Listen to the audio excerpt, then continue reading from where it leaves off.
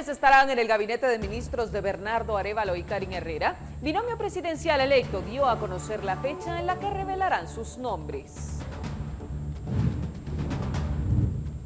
Nueva junta directiva de los 48 cantones de Totonicapán asumirá el cargo este 1 de enero en el Parque San Miguel en la ciudad prócer Totonicapán. Asesinadas a machetazos, socorristas hallaron ayer los cuerpos de 2 mujeres en Santa Cruz del Quiché. Un menor sobrevivió el ataque, pero tiene heridas graves. Continuamos con los reconocimientos del Bien Hecho 2023. En materia de proyección social, le contamos sobre un innovador proyecto implementado en Huehuetenango para combatir la desnutrición.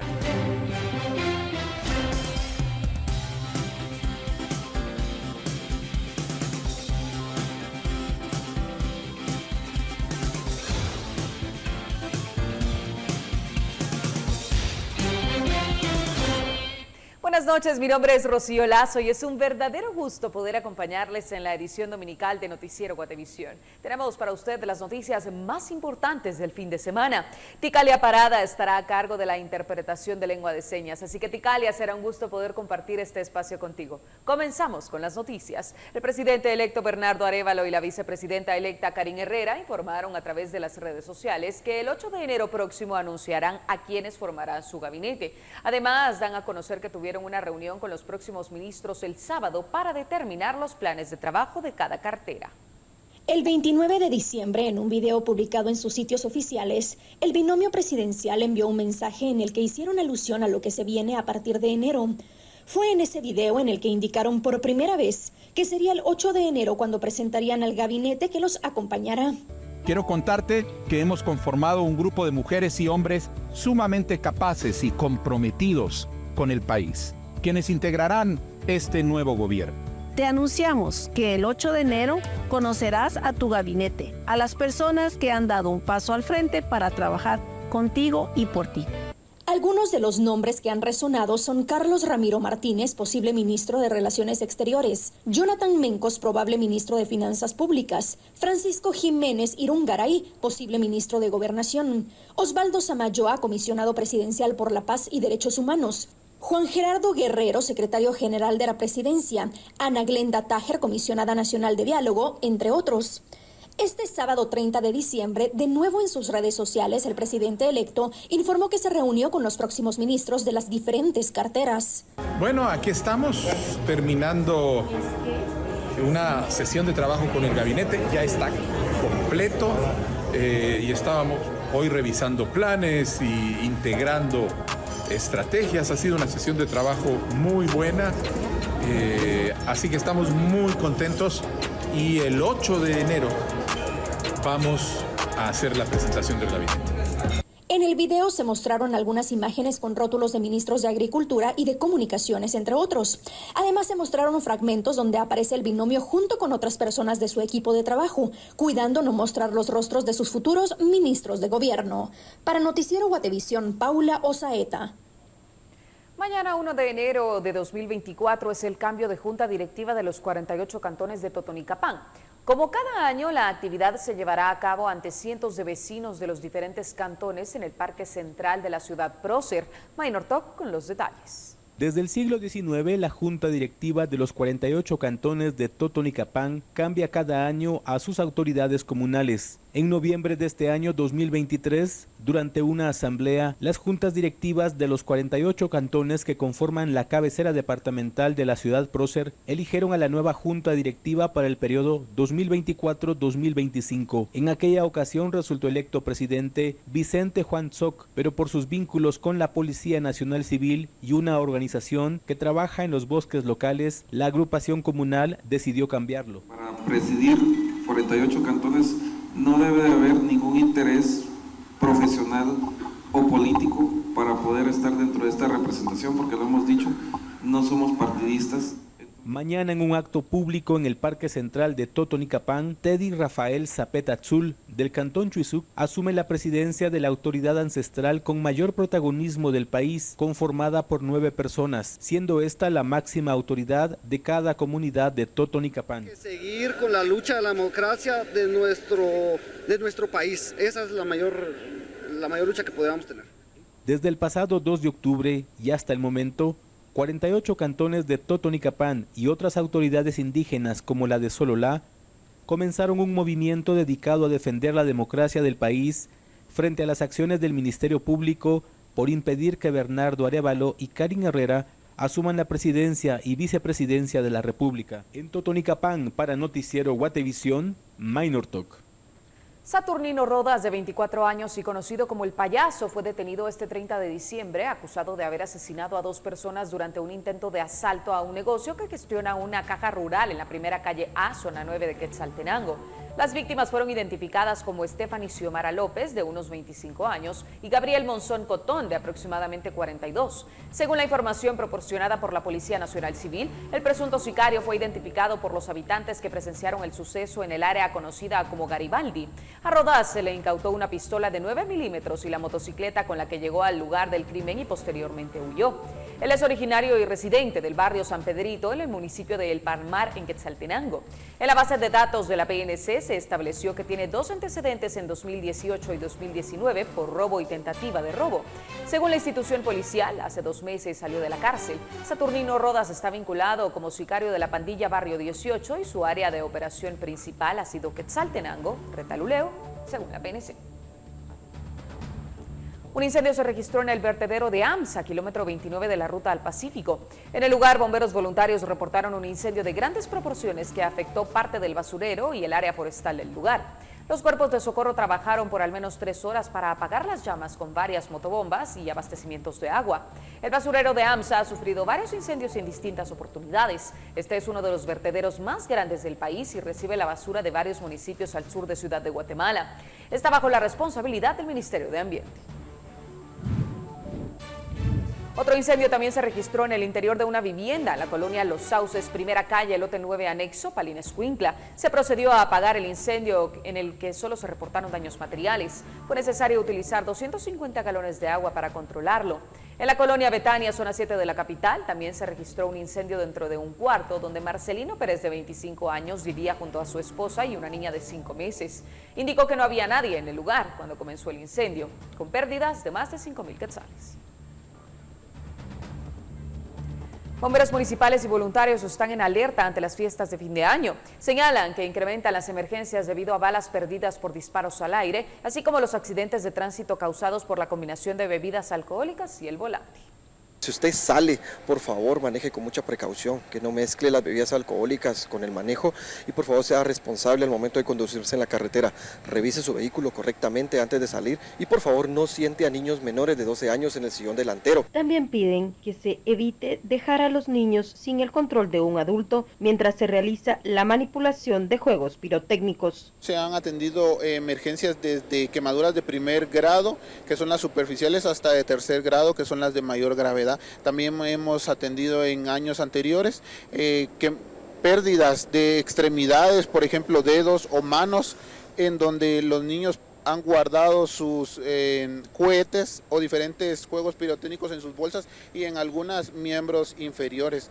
De esto lo evitamos teniéndolo en una bolsa aparte, siempre en un lugar donde no pueda haber riesgo de calor. Algunas personas pues pudieran hacer el uso de sus armas de fuego en cuanto a estas festividades que se acostumbran a lanzar disparos al aire. Queremos recomendarle que evite hacer este tipo de celebración, ya que puede ocasionar en la pérdida de una vida humana, ya que se han atendido casos por balas perdidas en años anteriores y lo que les recomendamos es tratar de minimizar o en este caso evitarlo, ya que estas consecuencias pueden ser lamentables para las familias o los familiares de las personas que resulten afectadas. Con imágenes de Oscar Vázquez, reportó Andrea Domínguez. Con maletas en mano o costales, familias viajaban este fin de semana al sur y occidente del país en buses extraurbanos en la central de mayoreo Sinma. A pesar de la escena de personas abordando buses, la afluencia, según los pilotos, fue baja. Algunos iban de regreso a sus hogares tras las fiestas de Navidad, otros para pasar el fin de año, al igual que comerciantes que buscan llevar sus productos hasta las diferentes comunidades.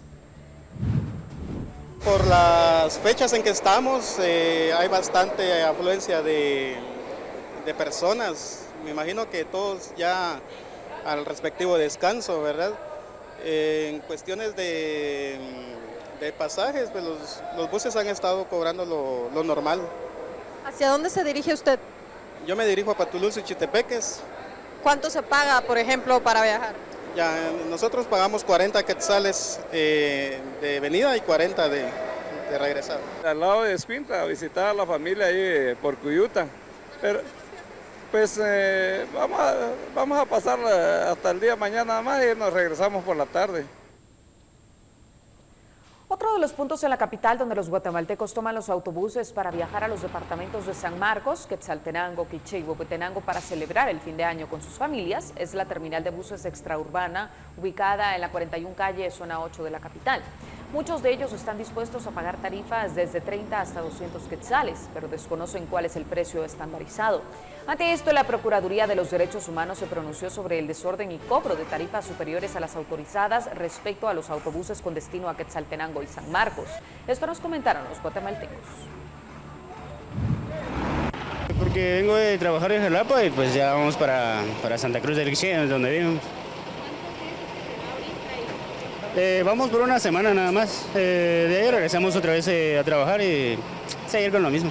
Creo que ahorita está en 50, creo, si no estoy mal. Ya tengo como 3 meses de que no he venido para acá.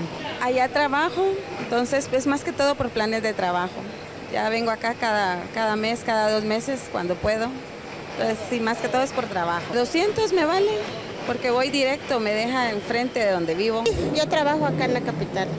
Entonces casi cada fin de año nos vamos para allá. Viera que no sé cuándo están cobrando los buses para allá.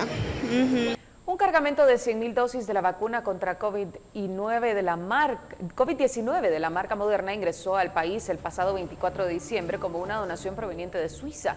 Esta es una vacuna monovalente diseñada para atacar a la mayoría de las variantes y subvariantes del virus que circulan actualmente, incluyendo la denominada pirola, según el Ministerio de Salud. La cartera añade que por ahora el biológico está en proceso de distribución y se espera esté disponible para la población durante la primera semana de enero en los puestos y centros de salud del país. La prioridad, según ha informado Salud, serán los departamentos en donde hay una baja cobertura de vacunación, como Santa Rosa, Petén, Huehuetenango, Totonicapán, Jalapa, Sololá, Quiché, Izabal y Alta Verapaz. La fecha de vencimiento del lote de vacunas es en mayo próximo, por lo que el Ministerio de Salud tendrá 5 meses para colocar las 100,000 vacunas antes que venzan, como ocurrió en el 2022, cuando se perdieron casi 8 millones. 2 iniciativas tienen como objetivo mejorar la condición nutricional de los niños que son afectados por el flagelo de la desnutrición, que los condena al subdesarrollo. Hoy conoceremos a los ganadores de la categoría Proyección Social en la edición Bien Hecho de Prensa Libre.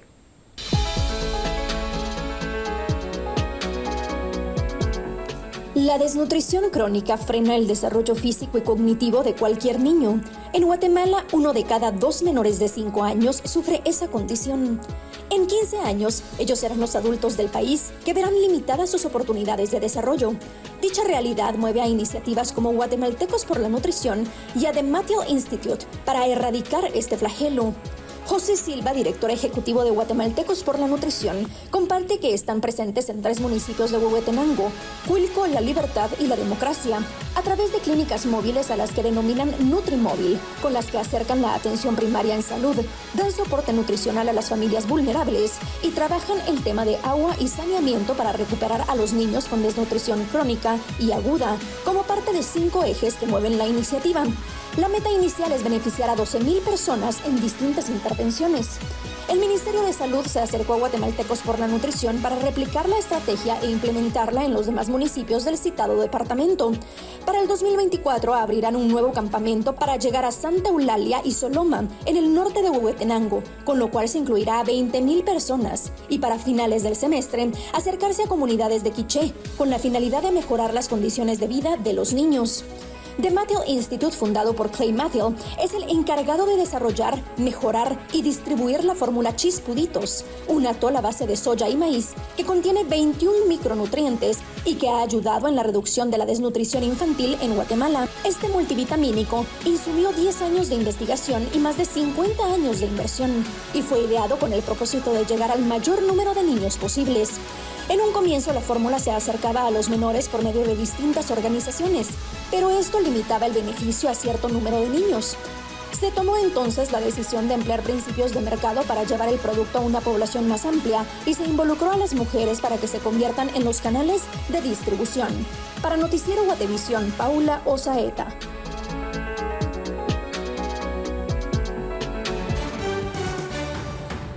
Dos mujeres fueron asesinadas a machetazos en una aldea de Santa Cruz del Quiché. En el lugar también se encontró aún con vida a un menor de edad con heridas graves. Vea usted. Los cuerpos sin vida de dos mujeres fueron encontrados en una vivienda ubicada en Culión, Santa Cruz del Quiché, una aldea lejana con colindancia con San Andrés Azcabajá. Las féminas fueron identificadas como María Tipaz Ragüech, de 39 años de edad, y su hija Marta Castro Tipaz, de 22. Las dos asesinadas a machetazos. En el lugar, pues los elementos ya nada pudieron hacer por dos féminas, las cuales presentaban heridas en arterias principales, lo que causó la muerte de estas féminas. Quedando en el lugar pues los elementos de la PNC y otras autoridades correspondientes, las cuales tomaron cartas en el asunto para... En el lugar también se ubicó a un menor de 10 años de edad, quien sobrevivió al ataque, el cual presentaba serias heridas en su cuerpo. Fue trasladado en estado delicado al Hospital Regional de Quiché. En el mismo lugar pues se encontraba un menor de edad presentando heridas de consideración en lo que es el cráneo y rostro, por lo cual fue referido a lo que es el HR de Santa Cruz de Quiché. Sin antes, pues los elementos tuvieron que caminar más de media hora para poderlo extraer de ese lugar, ya que era un área boscosa y de difícil acceso. El Ministerio Público investiga el hecho. Para Noticiero Guatevisión reportó Héctor Cordero. Y bueno, el 2023 nos dejó el desenlace de varios casos judiciales de alto impacto para el país, así como la apertura de otras causas penales que dominaron la conversación pública. Hacemos el repaso en otra cápsula de Sucedió en 2023, nuestro resumen informativo del año.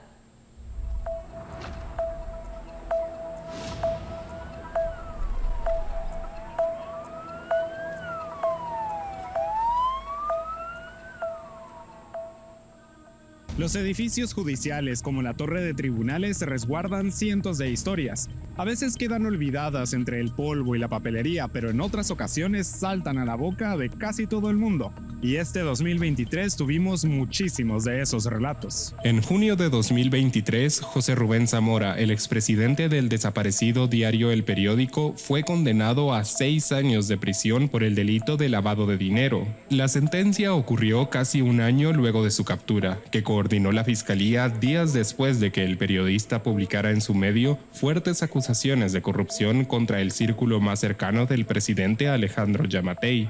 En octubre, una sala de apelaciones anuló la condena y ordenó repetir el juicio, en el que Zamora quedó absuelto de los delitos de chantaje y tráfico de influencias. En ese entonces, el periodista no tuvo pena en criticar al sistema de justicia nacional. Donde también uno como acusado tiene el derecho y la responsabilidad de la carga de la prueba. Como la Inquisición, que decían, bueno, si confesó es porque era culpable, y si no confesó es porque el demonio lo ayudó a tener la fuerza para no hacerla, pero siempre es culpable. Este proceso penal, además, puso en duda qué tanta libertad de prensa hay en Guatemala, sobre todo porque a finales de febrero un juez autorizó que el Ministerio Público investigara a 9 experiodistas y excolumnistas de El Periódico por su supuesta participación en una red que, de acuerdo con la Fiscalía, Zamora lideraba para desprestigiar a personas y obstaculizar la justicia en su caso. El señalamiento, basado en las publicaciones que los reporteros hicieron sobre el proceso contra Zamora, fue criticado con fuerza a nivel nacional e internacional por organizaciones de derechos humanos.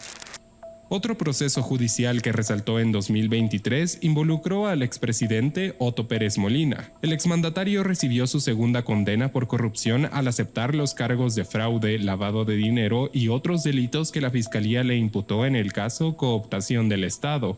El proceso trató sobre una estructura incrustada en el gobierno que habría servido para que Pérez Molina y la exvicepresidenta Roxana Valdetti se beneficiaran con millonarios sobornos a cambio de otorgar más de 70 contratos estatales a empresas distintas. La desaparecida CICIG develó la investigación en 2016 a partir de una información que sostenía que un grupo de empresarios había aportado recursos al extinto Partido Patriota para financiar la campaña electoral. En el caso estuvieron implicados funcionarios del gobierno de Pérez Molina. Algunos de ellos salieron bien parados. En noviembre, varios exministros de la gestión patriota se liberaron de enfrentar la justicia en el mismo caso, luego de que una jueza considerara que no había indicios suficientes para enviarlos a juicio y cerrara el proceso. Entre los beneficiados de esta medida estuvieron Mauricio López Bonilla, quien fue jefe de la cartera de Gobernación, y Alejandro Sinibaldi, quien dirigió el Ministerio de Comunicaciones. Además de periodistas y exfuncionarios prominentes, en la torre de tribunales este año también acapararon la atención abogados que antes de ser capturados no figuraban en las noticias. A finales de agosto, la jurista Claudia González fue detenida. El Ministerio Público la señaló de abuso de autoridad a raíz de una denuncia de Blanca Stalling, magistrada de la Corte Suprema de Justicia, quien la señaló de haber ordenado en 2017 procedimientos supuestamente anómalos en su contra por un caso de corrupción. González fue abogada de más de 5 operadores de justicia que se encuentran arrestados o en el exilio, como el exfiscal anticorrupción Juan Francisco Sandoval. Tras su captura, González recibió el respaldo de activistas e incluso diplomáticos de alto perfil. En noviembre recuperó su libertad gracias al arresto domiciliario que le otorgó una sala de apelaciones. Así son los relatos judiciales. Cambian a cada segundo y varias veces se vuelven engorrosos por todas las movidas legales. Varias de esas noticias de 2023 tendrán su desenlace el próximo año. Así que veremos qué pasa dentro de ese edificio, una de las piezas más importantes del ajedrez político de Guatemala. Pese a que este año fiscal cierra con menos deportaciones a nivel nacional, es el occidente y en particular Huehuetenango donde se concentra la mayor cantidad, un panorama poco alentador para iniciar el 2024. La prevalencia de migración en Huehuetenango se mide no por la cantidad de personas que a diario buscan el sueño americano, sino por los deportados que se registra cada año, una muestra de cómo los huehuetecos buscan en otro país las oportunidades que no encuentran en su comunidad. La cifra de deportados cerró en 79.697 guatemaltecos, de ellos 50.000 viven en los departamentos de Occidente, entre San Marcos, Quetzaltenango, Sololato, Tonicapán, Huehuetenango y Quiché. El panorama preocupa porque en su mayoría los migrantes regresan sin dinero y se deben enfrentar a deudas. 12.034 personas son del departamento de Huehuetenango y sumados los migrantes retornados de los departamentos de San Marcos, Quiché y Quetzaltenango, este número sube a 45.121 personas retornadas.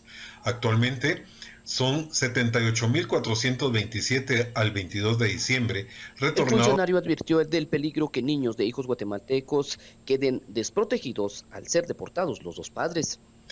El gobierno del doctor Bernardo Arévalo deberá promover la generación de empleo y combatir la pobreza en Guatemala con desarrollo y asistencia económica de los gobiernos de Estados Unidos y México para mermar la migración irregular, principalmente en los departamentos de Huehuetenango y el suroccidente del país, por ser los mayores expulsores de migrantes. Los migrantes huehuetecos envían cerca de 1.200 millones de dólares en concepto de divisas anualmente, lo que sostiene economías familiares, comunitarias y fortalece actividades en los distintos municipios. Desde Huehuetenango reporta Mike Castillo, Noticiero Guatevisión. Desde el regreso de Luis Ignacio Lula da Silva en Brasil hasta la irrupción de Javier Milei en Argentina, varios países de América Latina vivieron cambios de presidente en 2023. Un año de lucha contra la violencia, el narcotráfico y las pandillas. Estos son los hechos que marcaron el año en nuestro continente. 2023 comenzó con cambio de gobierno en Brasil. El 1 de enero, Luis Ignacio Lula da Silva fue investido presidente en sustitución de Jair Bolsonaro. 20 años después de acceder al poder por primera vez, el izquierdista prometió reconstruir el país y ya en las primeras horas firmó varios decretos para revertir medidas de su antecesor. Una semana después, Brasilia fue escenario del momento más tenso desde la restauración de la democracia brasileña en 1989. Tras meses acampando en la capital federal, en protesta por los resultados electorales, partidarios de Bolsonaro invadieron las sedes de los 3 poderes del Estado en un acto de vandalismo sin precedentes que dejó daños considerables. El Supremo Tribunal Federal respondió con firmeza a la azonada por la que permanecen presas unas 100 de las más de 1.000 personas que llegaron a ser detenidas. Bolsonaro, que el día de los ataques estaba en Estados Unidos, es investigado por la Corte como supuesto instigador. El expresidente recibió además en junio una condena administrativa por abuso de poder político que lo dejó por 8 años imposibilitado de participar en elecciones, es decir, automáticamente fuera de las próximas presidenciales de 2026. En la vecina Argentina, el año terminó con una victoria sorprendente. El libertario Javier Milei logró la presidencia. Con promesas de sacar al país de su aguda crisis económica, el economista ultraliberal se impuso por una amplia victoria al representante del oficialismo, el ministro de Economía Sergio Massa. Apenas asumió, Milei anunció un primer paquete de medidas de ajuste económico que incluyen una devaluación del 50% de la moneda local y recortes en subsidios de la energía y el transporte público, con las que promete combatir la inflación de más de 160% y que, según admitió, impactarán en el poder adquisitivo de los argentinos. En Paraguay, también hubo cambio de presidente, pero con continuidad. A sus 44 años y en su primer intento, Santiago Peña retuvo el poder para el Partido Colorado, que gobierna el país de forma prácticamente ininterrumpida desde hace casi 70 años. Los ecuatorianos también fueron a las urnas para completar el mandato del derechista Guillermo Lasso, quien disolvió el Congreso y llamó a elecciones anticipadas para eludir un juicio político por corrupción. El ganador fue Daniel Noboa, de 35 años, el presidente más joven de la historia ecuatoriana tras el retorno a la democracia en 1979. La elección se vivió en clima de tensión y fuertes medidas de seguridad debido a la violencia del narcotráfico que sacude al país y que empañó la campaña con los asesinatos de 8 dirigentes, entre ellos uno de los candidatos a la presidencia, Fernando Villavicencio. El país se ha convertido en los últimos años en un centro de operaciones de cárteles de droga extranjeros y locales que controlan las cárceles y las calles, imponiendo un régimen de terror con matanzas, secuestros y extorsiones. La violencia también se ha propagado en Haití, donde las bandas criminales controlan cerca del 80% de la capital, Puerto Príncipe. La ONU reportó que unas 4.000 personas murieron y cerca de 3.000 fueron secuestradas este año en el país por acciones de los grupos criminales, y advirtió que la violencia se está extendiendo fuera de la capital. Los guatemaltecos votaron por un cambio.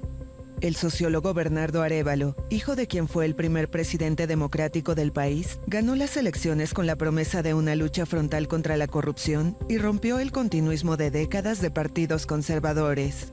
Pero la Fiscalía lleva meses poniendo trabas para su investidura prevista para el 14 de enero. Primero buscó cancelar su partido Semilla, luego solicitó el despojo de su inmunidad, acusó de anomalías al Tribunal Electoral y en su avance más reciente consideró nulos los comicios. La Corte de Constitucionalidad de Guatemala ordenó garantizar la juramentación de Arévalo, quien negó las acusaciones de la Fiscalía y calificó sus acciones como un golpe al corazón de la democracia. En El Salvador, el presidente Nayib Bukele continuó con su cruzada contra la violencia de las pandillas. En el marco del régimen de excepción que llevó a la detención de decenas de miles de presuntos pandilleros, el gobierno inauguró en febrero una megacárcel con capacidad para 40.000 reos. Las medidas del gobierno han sido cuestionadas por organizaciones como Amnistía Internacional, que advirtió sobre un deterioro preocupante de los derechos humanos en el país. La guerra contra las pandillas ha dado altos niveles de apoyo ciudadano a Bukele, quien buscará la reelección en 2024 en medio de cuestionamientos de la oposición que califica su candidatura de inconstitucional. En Venezuela, el socialista Nicolás Maduro también buscará mantenerse en la presidencia en 2024 para un tercer mandato. Durante mucho tiempo dividida, una gran parte de la oposición se unió tras la liberal María Corina Machado, que arrasó en las primarias de la principal alianza opositora. Machado está inhabilitada para ocupar cargos públicos, una sanción denunciada por la oposición como método ilegal usado por el chavismo para mantenerse en el poder. En ese país las cárceles también fueron noticia, luego de que el gobierno impulsó su plan de ocupación de centros de reclusión para retomar su control que estaba en manos de pandillas.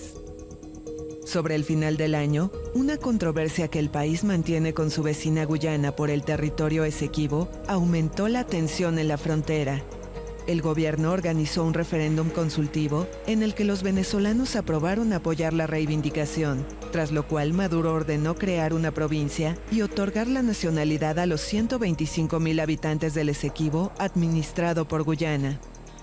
El 15 de diciembre, una cumbre entre los presidentes de Venezuela y Guyana desescaló un eventual conflicto, pero las tensiones continúan en torno a este territorio rico en petróleo. En Chile, también hubo un plebiscito para pronunciarse sobre un nuevo proyecto de constitución. 4 años después del inicio del proceso, como respuesta a protestas masivas, los chilenos votaron en contra de una nueva propuesta para reemplazar la constitución vigente desde la dictadura de Augusto Pinochet y reformada varias veces en democracia. El nuevo proyecto había sido redactado por un consejo controlado por la derecha. Tras conocerse los resultados, el presidente Gabriel Boric descartó una nueva constituyente durante su mandato. La ola migratoria hacia el norte del continente se mantuvo. Según las autoridades panameñas, más de 500,000 de migrantes cruzaron la inhóspita selva del Darién en la frontera entre Colombia y Panamá en su dura marcha hacia Estados Unidos. Se trata de una cifra récord que duplica los registros de todo 2022. El expresidente peruano Alberto Fujimori, condenado a 25 años de prisión por crímenes contra la humanidad, recobró la libertad. Lo hizo bajo el amparo de un indulto concedido por razones humanitarias, pese a la objeción de la justicia interamericana. América Latina también sufrió con fenómenos climáticos extremos intensificados por el calentamiento global. A inicios de año, varias áreas del centro-sur de Chile se vieron afectadas por incendios forestales, dejando una veintena de muertos y miles de hectáreas devastadas. Una semana después fue el norte de Argentina el que sufrió cientos de hectáreas consumidas por las llamas.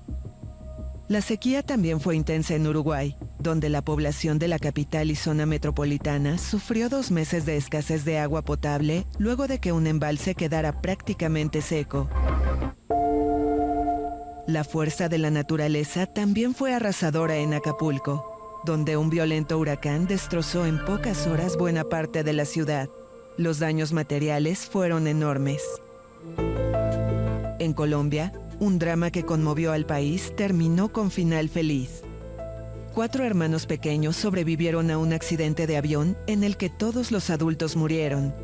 Durante 40 días, los niños de 13, 9, 5 y 1 año estuvieron perdidos en la selva, hasta que finalmente fueron encontrados sanos y salvos. El pasado 30 de diciembre se llevó a cabo el tradicional desfile de disfraces organizado por el Club Saturno. El convite celebró 43 años de salir a las calles de Zumpango, Zacatepeques, para festejar el fin de año con música y baile. Jimena Santiago tiene los detalles. La emoción que todos sentimos de que tienen la ilusión de terminar el año con mucha alegría. Estas son las impresiones de los guatemaltecos que acudieron a la edición 43 del tradicional baile de disfraces, organizado por el Club Saturno, que recorre las calles de Zumpango, Zacatepeques, para celebrar el fin de año. Se utilizó esta fecha precisamente porque toda la gente del pueblo que trabaja en la ciudad y todo se vienen para acá, ¿verdad? Era un evento puramente familiar, entonces ahí era como ellos trataban de juntar a toda su gente. Al ritmo de la marimba orquesta bailaron 50 personas usando disfraces de varios personajes de series animadas y películas destacadas de este año para dar alegría a las familias. Baile completamente, música en vivo, y nosotros como Club Saturno deseamos que todas las familias nos vengan a visitar, que vengan a pasarse un bonito momento a la par de sus familiares, amigos, hermanos y todos, que vengan a presenciar el show del Club Saturno. Una alegría a la gente que viene de distintos municipios, y también para nosotros es una alegría que nos vengan a ver y a disfrutar del convite, que es una una adaptación familiar. Además, es una tradición familiar participar en el evento, como en el caso de Jeffrey Chiquito, quien este año bailó nuevamente con su papá. Porque mi papá primero él le bailaba con ya sé qué ratos, desde su niñez, y él me metió a los 3 años. Así pudimos entrar a Club Saturno y ahora estoy bailando, gracias a Dios. Un año más, el Club Saturno reunió miles de visitantes que disfrutaron del show y música en vivo para decirle adiós al 2023. Con imágenes de María René Barrientos, reportó para Noticiero Guatevisión, Jimena Santiago. El 2023 termina marcado por la guerra entre Israel y Hamás, pero no fue el único conflicto de los últimos meses, porque en Ucrania continúan los combates, mientras que la naturaleza tampoco dio tregua, con terremotos devastadores en Turquía, Siria y Marruecos, así como tormentas e incendios forestales que dejaron registros récord de temperatura. Veamos los acontecimientos que marcaron este año a nivel mundial. El año 2023 termina marcado por la guerra entre Israel y Hamás. El conflicto se desencadenó tras un ataque de milicianos del grupo islamista palestino en territorio israelí el 7 de octubre. Los combatientes cruzaron la frontera desde la Franja de Gaza y mataron a 1.200 personas, la mayoría civiles, además de tomar a 240 como rehenes, según las autoridades israelíes. En reacción, Israel prometió aniquilar a Hamás y lanzó una ofensiva sobre la Franja de Gaza. En la primera semana de guerra cortó el suministro de agua, alimentos, medicinas y electricidad al territorio palestino, un asedio total criticado por ONGs de derechos humanos y la ONU. En medio de negociaciones internacionales, los primeros camiones con ayuda humanitaria tardaron 2 semanas en entrar al territorio. Tras 20 días de bombardeos diarios contra la franja que afectaron a escuelas, hospitales, mezquitas y campos de refugiados gestionados por la ONU, el ejército israelí inició una operación terrestre. Según Israel, los sótanos de mezquitas y hospitales serían puestos de mando del movimiento islamista. El 24 de noviembre se alcanzó una tregua temporal que terminó extendiéndose una semana y que permitió liberar a 80 rehenes israelíes a cambio de la excarcelación de 240 presos palestinos en Israel. Hamás también liberó a una veintena de extranjeros.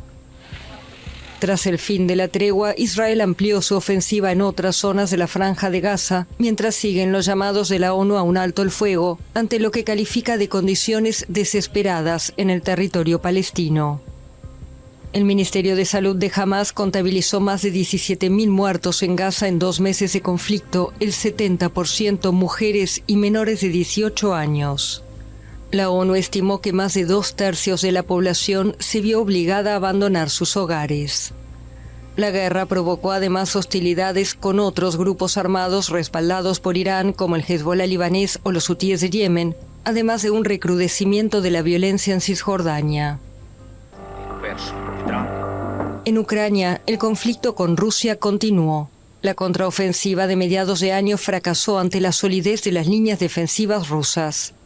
Y en Estados Unidos y Europa aumentaron los cuestionamientos a la ayuda militar y financiera a la antigua República Soviética.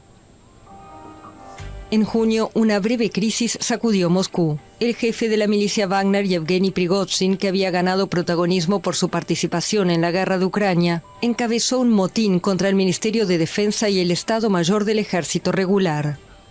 La rebelión duró apenas 24 horas y terminó con un acuerdo que preveía que Prigozhin se fuera para Bielorrusia.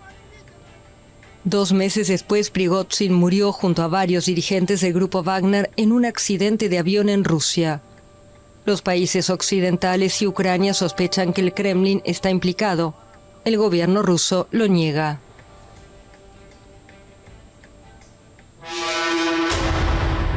No fueron los únicos conflictos. En septiembre, una ofensiva relámpago lanzada por Azerbaiyán contra el territorio separatista de Nagorno-Karabaj dejó cientos de muertos y obligó a la retirada de la enorme mayoría de los 120.000 habitantes de la región.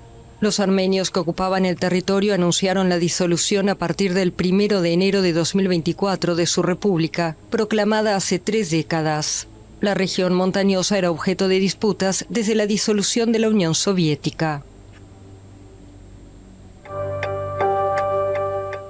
En Estados Unidos, por primera vez en más de 100 años, un expresidente fue citado a declarar en un juicio en su contra. Fue Donald Trump, que enfrenta varios procesos judiciales, 4 de ellos penales. En Georgia, donde se le acusa de intentar manipular las elecciones de 2020, el magnate tuvo un breve ingreso a prisión, con ficha policial incluida. Menos de 30 minutos después quedó en libertad, tras pagar una fianza de $200,000. En ese mismo país, un incidente ocurrido en febrero provocó tensiones en las relaciones entre Pekín y Washington. Un globo chino viajó libremente por el espacio aéreo estadounidense, hasta que Washington ordenó derribarlo. China negó que el globo estuviera destinado a recoger información de inteligencia y aseguró que el aparato se había desviado de su ruta. En Francia, el año empezó con una ola de indignación. El motivo fue el asesinato de Nael, un joven de 17 años que recibió un disparo a quemarropa por parte de un agente de policía durante un control de tráfico, lo que generó varias noches de protestas violentas. La reforma de las pensiones también sacó multitudes a las calles. Hubo enfrentamientos con la policía, vandalismo y muchas detenciones. Pero el gobierno de Emmanuel Macron acabó promulgando la impopular reforma. En Sudán, en abril estalló un conflicto entre el ejército y las paramilitares fuerzas de apoyo rápido. Cientos de personas murieron y más de 1 millón huyeron de sus hogares. Globalmente, los conflictos en el mundo siguieron alimentando las cifras de desplazados. 114 millones contabilizados a fines de septiembre, según el Alto Comisionado de Naciones Unidas para los Refugiados. India, en tanto, destronó a China como el país más poblado, con más de 1.425 millones de habitantes, según la ONU. En 2023, la naturaleza no dio tregua. En febrero, un terremoto de magnitud 7.8, seguido horas después de otro sismo, causó una enorme tragedia en Turquía, 48.000 muertos y 105.000 heridos. El sismo destruyó o inutilizó más de 200.000 edificios en 11 de las 81 provincias turcas. El temblor también causó graves daños en Siria, donde las autoridades estimaron el número de muertos en casi 6.000. Entre tantas pérdidas, hubo algunos momentos de alegría, como el rescate de la pequeña Helen de 7 meses que fue encontrada con vida tras permanecer 68 horas enterrada. En septiembre también Marrakech, en Marruecos, se vio fuertemente sacudida por un temblor de magnitud estimada entre 6.8 y 7, el más fuerte jamás registrado en el país y que dejó casi 3.000 muertos y más de 5.600 heridos. La naturaleza también mostró su fuerza en Libia. La tormenta Daniel dejó casi 4.000 muertos y miles de desaparecidos. En Derna, la rotura de 2 presas generó una corriente similar a un tsunami, devastando barrios enteros. Las tormentas también azotaron otros países como India, Vietnam y Grecia, y en China y Hong Kong se registraron las lluvias más intensas de los últimos 140 años. Pero fue el calor registrado en la segunda mitad del año lo que llamó la atención de los expertos. De junio a noviembre, el mundo batió récords mensuales de temperatura. Según el Observatorio Europeo Copernicus, 2023 debería ser el año más caluroso jamás registrado. Las altas temperaturas estuvieron acompañadas de sequías, incendios devastadores y huracanes. Canadá vivió este año una temporada de incendios forestales histórica, con más de 18 millones de hectáreas arrasadas. En Hawái, un incendio destruyó casi por completo la ciudad turística de Lahaina, en Maui, dejando casi 100 muertos. También Grecia se vio afectada por incendios forestales, entre ellos el mayor jamás registrado en la Unión Europea, en Ebros. Las llamas también devastaron otras zonas de la cuenca mediterránea como Argelia o la isla italiana de Sicilia. El secretario general de la ONU, Antonio Guterres, declaró que el colapso climático ya comenzó. En Reino Unido, 8 meses después de subir al trono, el rey Carlos III fue oficialmente coronado. El país se vistió de gala para una ceremonia con toda la pompa, con más de 2.000 invitados, procesiones por las calles de Londres y el tradicional saludo en el balcón del Palacio de Buckingham. En Italia también se reunieron multitudes, pero para una despedida.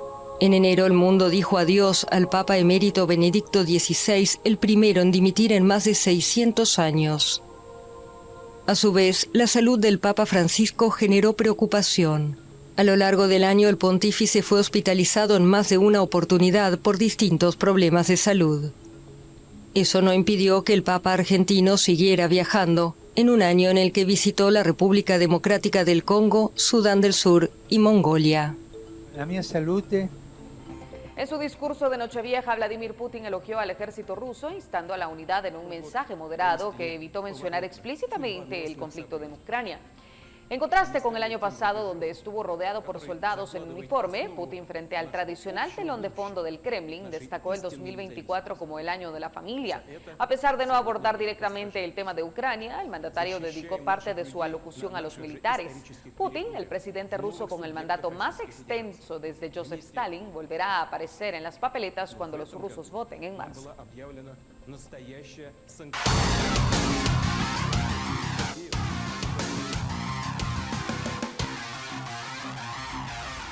El mundo del deporte se vio marcado en 2023 por las grandes estrellas de fútbol que migraron de Europa rumbo a ligas más modestas. Messi, Cristiano Ronaldo y Neymar son algunos de los casos más mediáticos. Esto fue lo que movió al mundo del deporte durante este año. Tomé la decisión de que voy a ir a Miami. 2023 mostró un cambio de paradigma en el fútbol. Muchas estrellas dejaron de mirar a Europa como único destino y buscaron rumbos alternativos para sus carreras. El caso más resonante fue el de Lionel Messi, quien luego de salir campeón del mundo con Argentina, decidió dejar el PSG para recalar en el Inter Miami de la MLS. Allí tuvo un impacto inmediato, llevando al equipo a alzar el primer título de su historia, el de la Leagues Cup, un torneo conjunto con la Liga Mexicana. Aunque la temporada no terminó con una clasificación a los playoffs, Messi brilló en la temporada de galardones. Obtuvo su 8º Balón de Oro, su 2º premio de Best de la FIFA y también fue elegido deportista del año por la revista Time. Tras el primer mundial en un país árabe, una constelación de estrellas se mudó a Medio Oriente. El portugués Cristiano Ronaldo, el brasileño Neymar y el francés Karim Benzema fueron solo algunos de los jugadores que dejaron el fútbol europeo y engalanaron la Liga de Arabia Saudita. El fútbol sudamericano también recibió a varias estrellas que brillaban en el viejo continente.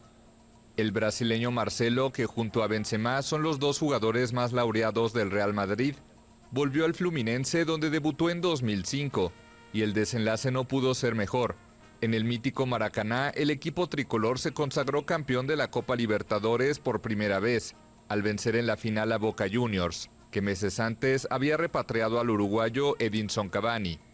Mientras tanto, Luis Suárez vivió una fugaz pero intensa aventura en Porto Alegre, guiando al Gremio a un impensado subcampeonato del Brasileirao, antes de salir por la puerta grande, en medio de rumores que lo vinculan al Inter Miami de su amigo Messi. En Europa, la Liga de Campeones también tuvo un monarca inédito, el Manchester City de Pep Guardiola. El equipo inglés se consagró en una tensa final ante el Inter de Milán.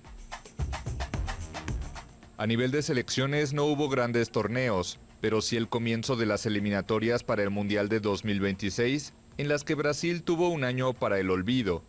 En octubre cayó ante Uruguay y dejó escapar un invicto de 37 partidos por las eliminatorias sudamericanas, el más extenso de la historia. Solo un mes después perdió por primera vez como local en toda la historia de esta competición, y nada menos que ante su archirrival Argentina. La albiceleste venía de cortar, también contra Uruguay, una racha de 14 partidos sin perder, que comenzó en su segundo partido por el Mundial de Qatar. Mientras los seleccionados buscan su clasificación para 2026, los dos mundiales siguientes ya tienen sus sedes. El de 2030 se disputará en España, Portugal y Marruecos, con una antesala de 3 partidos que se jugarán en Uruguay, Argentina y Paraguay. 4 años después, la atención del mundo estará centrada en Arabia Saudita, que albergará por primera vez la Copa del Mundo. España alcanzó la gloria del fútbol femenino. La Roja se consagró campeona del Mundial disputado en Australia y Nueva Zelanda, tras vencer en la final a Inglaterra por 1-0. Aitana Bonmatí fue elegida la mejor jugadora del torneo, meses antes de conquistar su primer Balón de Oro. Sin embargo, la fiesta fue empañada por el presidente de la federación, Luis Rubiales, quien durante la entrega de premios forzó un beso en la boca de la delantera Jenny Hermoso ante las cámaras de todo el mundo. La actitud generó una indignación mundial y pedidos inmediatos de renuncia del directivo, quien duplicó la apuesta y afirmó que contaba con el consentimiento de la futbolista. El caso acabó en los tribunales como agresión sexual y coacción, además de una investigación de la FIFA sobre la conducta de Luis Rubiales, quien dimitió de su cargo más de 20 días después del hecho. Un drama azotó al fútbol mundial en la segunda mitad del año. Los padres del delantero colombiano de Liverpool, Luis Díaz, fueron secuestrados el 28 de octubre en la región de Barrancas, en la frontera con Venezuela. La madre fue liberada ese mismo día, pero su padre estuvo cautivo hasta el 9 de noviembre. La acción fue realizada por miembros de la guerrilla del Ejército de Liberación Nacional, en negociaciones de paz con el gobierno colombiano. 2023 fue un año de mundiales en otros deportes. En básquet, Alemania se impuso a Serbia en la final y logró el primer título de su historia de la mano de Dennis Schroeder de la NBA. En rugby, en tanto, los campeones fueron unos viejos conocidos. Los Springboks de Sudáfrica alcanzaron la gloria por 4ª vez, tras superar en la final a sus archirrivales, los All Blacks de Nueva Zelanda. El tenis vivió momentos históricos este año. El serbio Novak Djokovic ganó 3 títulos de Grand Slam, el Abierto de Australia, Roland Garros y el US Open, y llegó a 24 en toda su carrera, igualando el récord absoluto de Margaret Court. El fútbol americano se despidió de una leyenda. La estrella de la NFL, Tom Brady, anunció su retiro en febrero, luego de una larga y exitosa carrera en la que se convirtió en el jugador que más veces ha ganado el Super Bowl, el título más importante de este deporte.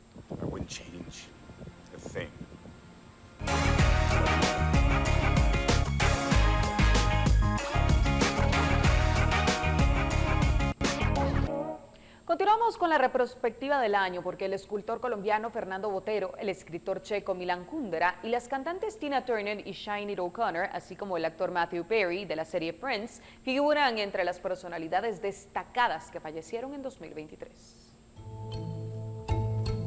2023 fue un año de pérdidas en las artes. Milan Kundera, escritor checo nacionalizado francés y autor de La insoportable levedad del ser, murió a los 94 años. En Estados Unidos, Tony Bennett, el último de una generación de cantantes estadounidenses cuyo espíritu alegre unió a varias generaciones y le convirtió en creador de éxitos durante 7 décadas, falleció a los 96 años. Otra leyenda de la música que dijo adiós este año fue la ganadora de 8 premios Grammy, Tina Turner. Falleció a los 83 años en Suiza, donde vivía desde hace casi 30 años. Los fans del pop también lloraron la muerte a los 56 años de la irlandesa Sinéad O'Connor, famosa por su interpretación de la canción Nothing Compares to You. También murieron el legendario guitarrista británico Jeff Beck, Rita Lee, ícono del rock brasileño, y Lisa Marie Presley, única hija de la leyenda del rock and roll Elvis, también cantante, murió a los 54 años debido a un ataque cardíaco. El mundo del cine dijo adiós a leyendas como la actriz italiana Gina Lollobrigida, la estadounidense Raquel Welch y la británica Jane Birkin. Pero tal vez una de las muertes que conmocionó más a los fans fue la de Matthew Perry. El eterno Chandler de la comedia televisiva Friends falleció en octubre a los 54 años. En las artes plásticas, los colombianos lloraron la partida del pintor y escultor Fernando Botero, uno de los artistas latinoamericanos más influyentes del siglo XX, famoso por sus figuras voluptuosas. El artista falleció en Mónaco a los 91 años y su cuerpo fue trasladado a Colombia, donde fue enterrado tras una semana de despedidas y homenajes. En el mundo de la moda, los adioses fueron para Paco Rabanne, célebre por sus vestidos futuristas hechos con metal o plástico, y para Mary Quant, diseñadora británica que revolucionó la moda con la minifalda en los años 60. Mi nombre es Rocío Lazo y ha sido un verdadero gusto poder acompañarle en este que es el último noticiero del año. Un especial agradecimiento a usted por elegirnos para informarse y por acompañarnos todos los días con las noticias más importantes. Nos despedimos con imágenes del festejo de Año Nuevo en Sydney y Auckland, que se convirtieron en las primeras grandes ciudades del mundo en dar la bienvenida al 2024. Más de 1 millón de entusiastas vitorearon espectaculares shows de fuegos artificiales que iluminaron los cielos sobre el puerto de Sydney y la imponente Sky Tower, la estructura más alta de Nueva Zelanda. Cuando el reloj marcó la medianoche en la ciudad más grande de Australia, toneladas de explosivos estallaron en una exhibición de 12 minutos centrada en el icónico puente de la bahía de Sydney. Más de 1 millón de personas, equivalente a 1 de cada 5 residentes de la ciudad, observaron el espectáculo desde la orilla y desde los barcos en el puerto. Que tenga usted un muy lindo 2024.